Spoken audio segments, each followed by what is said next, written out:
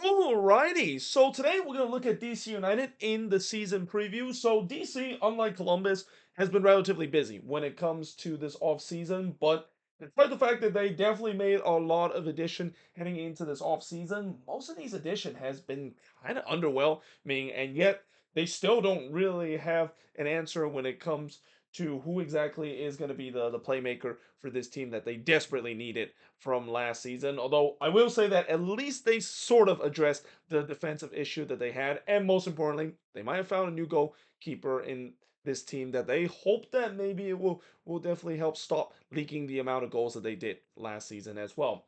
That being said, speaking of last season, so last season they finished 10th with a 10-10-14 record and finished with 40 points. They missed out on the playoffs on the very final day because they really lay an egg in that game against Charlotte FC in a game that, I wouldn't say it's a must win for them, but it was a game where they have to really win if they want to make it to the playoffs. They don't do so, and as a result, they did not make it to the playoffs again. And again, it's been a while since this DC team have made it in the playoffs as well. But in terms of the head coach, you got Troy Lesane. He's been here since 2024, and the GM Ali McKay. He's been here since 2023. And looking at some of the transfer that they have made this offseason, again, they had a lot of names that is out there, but again, most of these are kind of underwhelming signings. Starting with Jordan Farr as a signing, and then getting Luis Barraza, a trade from NYCFC. They also got Jose Kojima, a trade from San Diego. And what's kind of interesting about that trade was that San Diego, of course, picked Jose Kojima as one of the picks in the expansion draft, but immediately sold him to DC United and gets some GAM as a resort. We've seen that happen with teams in the expansion draft. They might pick a player and immediately flip for some of the profit, as what we saw San Diego there. They also got João Peglo from Random. I might have just absolutely butchered that name there, but they also got Lucas McNulton from Nashville, and then they got Derek Dotson off of the re-entry draft. In the super draft, they drafted Hakeem Karamoto in the super draft, and then they also got Kim Jun Hoon, a goalkeeper that they got from Junebug Motors, and something tells me he could be the starter of this team in terms of the goalkeeping spot. Although it'd be interesting to see whether it's him or Luis Barraza in terms of that number one spot. And then they also claimed Randall Leao off of waivers, and then getting Kai Roles from Hearts, which that signing probably might be the biggest one that they had this offseason. From what I heard, he's a very good defender, which will really help this defense heading in to this upcoming season. Now, players that is no longer on this team, so they decided to not bring back their starting goalkeeper last season, in Alex Bono, and they also are not bringing back Russell Canals. Decided not to renew his contract as well. Other players that has their option decline include Nathan Corkford, Christian DeHome. They decided not to bring him back despite the fact that he was okay last season for DC. I thought they would probably pick his option, but they elected not to.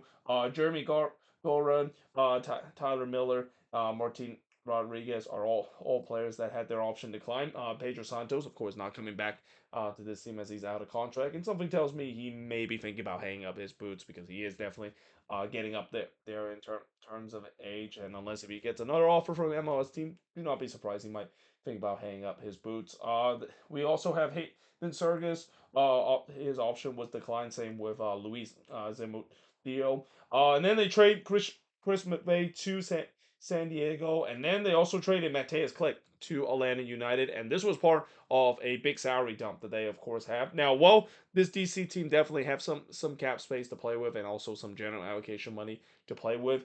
This was an interesting decision of decided to get rid of Mateus Click. I mean, I understand that Mateus Click is definitely starting to get older, but he was still one of the top assist maker of this DC team and one of the top producer for this DC United team for the last couple of seasons. So really surprised the fact that they decided to trade him, especially getting pretty much virtually nothing for him, even if this is just a salary dump move. And then they also sell one of their young talent in Matea Alcabuni. Something tells me he could be a guy that could see national team minutes as well as he get traded to AFC Bournemouth. Now, looking at the first 5 games for this DC United team, they play against Toronto to start their season, followed by them going on the road to face against Chicago. Then they play at home against Sporting KC before playing at home against Montreal, and then they go on the road to play against Orlando City. So the first four games, those are very easy game. I mean, the four teams that they play are teams that only one of them actually made it to the playoffs, and that team that made it to the playoffs, that is Montreal, got eliminated in the playing round as well. So they're definitely going to have to take advantage of a relatively easy schedule to begin the season, because something tells me when you have an easy start to the season, it's not going to last all the way. Now, looking at the last five games of the season for this DC team, they play against Orlando City at home before they get to face Messi and Friend in Miami on the road. Then they face against the Philadelphia Union before playing at home against Charlotte FC. Both of those games, of course, are home game. And then they finish off the last game of the season facing off against Atlanta United on the road. That is a murderous row of a schedule to finish the season. I mean, it doesn't get tougher than that. I think the only easy schedule you could say, maybe the Philadelphia Union, consider the Union seems like they're going for a bit of a transitional period heading into this season. But other than that, all the other teams that they're going to be facing are teams that could be contender in the Eastern Conference, and this is where, if they want to make it to the playoffs for the first time in a while, they need to be able to really get themselves in good position, because these last five games is not going to be easy whatsoever for this DC team.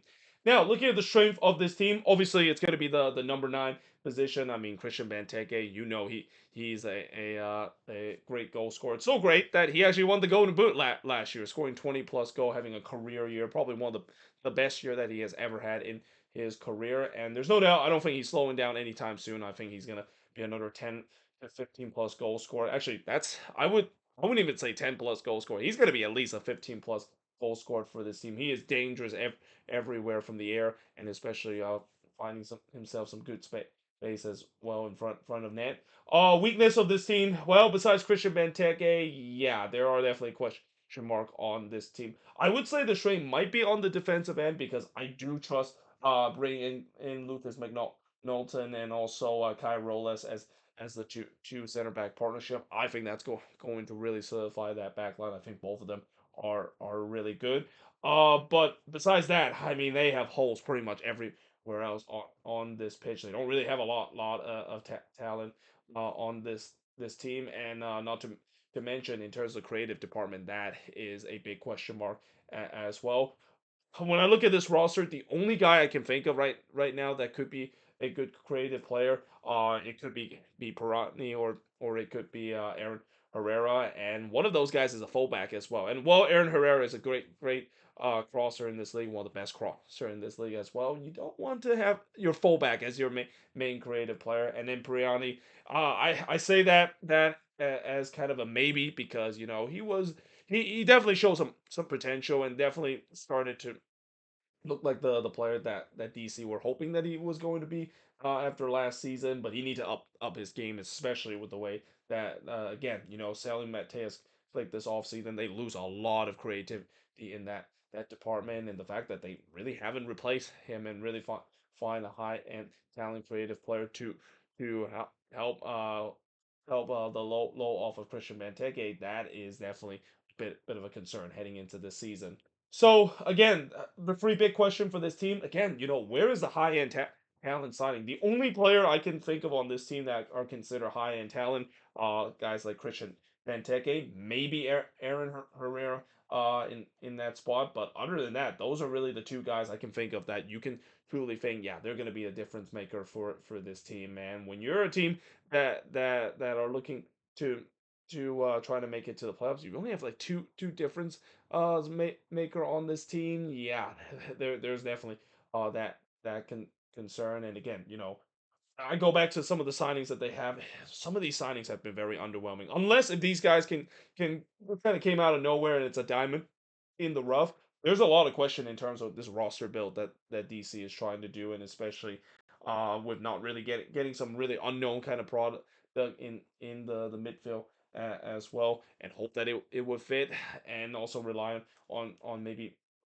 their homegrown Roma as well, and also hoping that Kuti Pietro can have a bounce back year in terms of that midfield role. Yeah, again, there's just so much question on this team to a point where I mean, if this team can't get it right on the attacking end, and I know the defense has been improved, but even then, it feels like it could be the opposite of what we saw last season, where it's not the attack that's been struggling, or it's not the defense that was a problem heading into this year. It might be the attack that could be a problem heading into this year. And again, I go back to who will be the creative play maker of this team, because when you look at this team, there's really nobody on this team that I can definitely say that yeah, he's going to be the guy that will be the playmaker of this team. Now, from what I also heard is that the system that Troy Lesesne run, he likes to do the press, and I think that maybe mitigate some of the issue when it comes to having a creative playmaker, because when you decided to press like Troy Lesesne has done with this team, you don't really need to have a creative playmaker, because you're going to win the ball high up the pitch, and you just hope that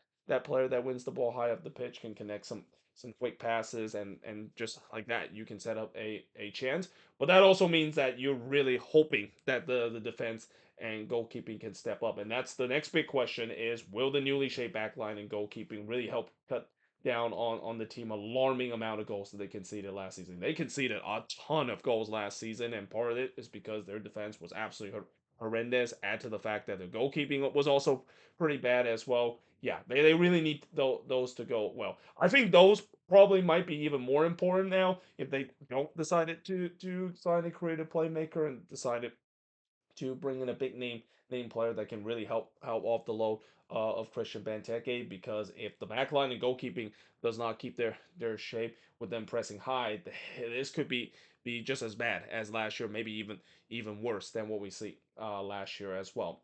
Now, as an expectation for this team, playoffs, and definitely a new number 10 and a new playmaker. I mean, I'm pretty sure DC fans has been desperate for this front office to be a little bit more ambitious in terms of signing that creative playmaker that can be a real difference. We see it now in this league. When you want to be the one of the best team in the league, or even being a contender, you need to have a couple of playmakers, especially in that number 10, or even in that number eight role to do so. And when I look at this team, there's really isn't that kind of player. So as a result, I am I'm very full in terms of how this team is going to be heading into this season if they don't have those kind of player. I mean, I say expectation is obviously playoffs. They want to finally end this playoff drought that they have. By the way, I didn't actually put in terms of what's the last time they made it to the playoffs and won a playoff series. It's been a long time since this DC team have won a playoff series, let alone a playoff appearance, that is. But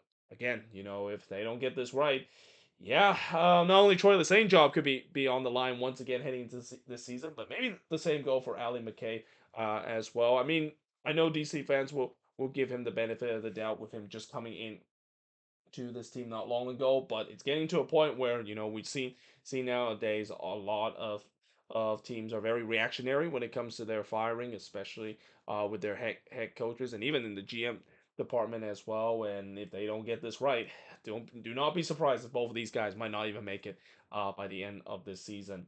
But there you have it. That is pretty much it. Looking at DC United, and again, I know I sound a little bit down on this DC team. I want to always give at least some positive and some optimism of this team. I mean, if I am gonna get the optimism, I think their defense is gonna be much better heading into this season, especially with the signings that they had, and not to mention Benteke is gonna once again carry this team. Isn't him, whether they do have a playmaker or not. But ultimately, when I just look at this team, I just don't see how this team have enough, especially on the attacking end. Even if Benteke, of course, trying to carry this team, I don't know if they have enough to overcome the problem that they have right now with the roster just not having enough attacking talent to overcome them potentially be able to sneak their way into the playoffs. But let me know in the comments below if you're a DC fan, if I'm wrong about that, and most importantly, let me know in the comments below if you're a DC fan. What is the strength, the weakness, and then the free big question facing this team heading into this season. But until then, hope you guys enjoyed this video. If you do, make sure you guys leave a like, smash the subscribe button, and yeah, I of course will see you guys next time.